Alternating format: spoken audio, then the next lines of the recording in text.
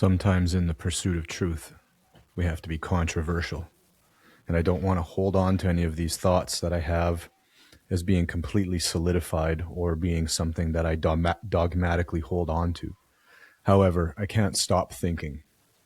And I have learned to question my own thoughts and to attempt to understand them in an order, in order that I better myself.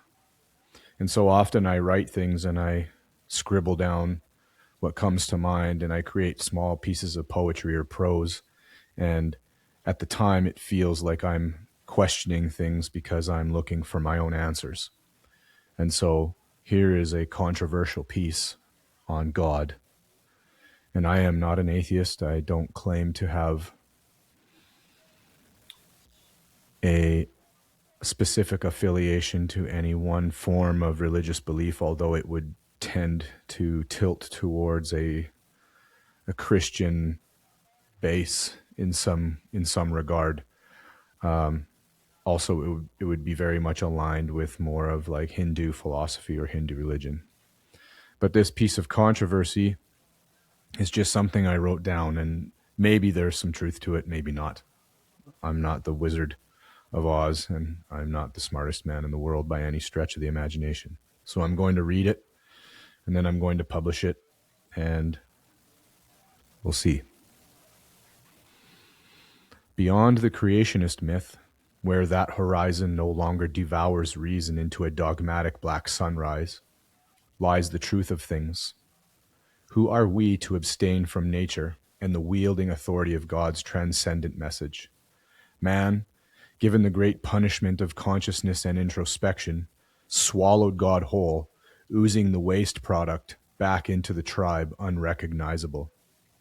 Indoctrinated self-piety and dizzying anthropomorphic revelation are no match for an omniscience and omnipotence beyond grasp. In the stead of gratitude and responsibility, a daring few concluded for all that we shall burn eternally for questioning any doctrine sent from above. And above is the absurd notion. Where does God reside elsewhere but deeply within all things, including the soul of man?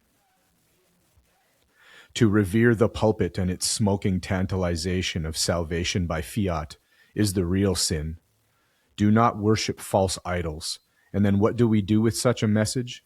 We create functioning death cults, and we cry in the name of the Father for things done by the nature of humans and truly not from the logos of God. The greatest sin of all is believing that we have capped our knowledge and understanding on how to think, to reason, to know, to understand. Man's great downfall will be using God's love and God's gift as weapons of mass destruction. The message was clear once. A human shepherd who asked for a few small sanctions. Love thy neighbor. Cast no stones. Follow the best good in thought, word, and deed. Know the true nature of oneself and rail against the urge of animal. In the spirit of religious fervor, we bludgeoned the messenger to death and translated the truth into war for eternity. Thank you.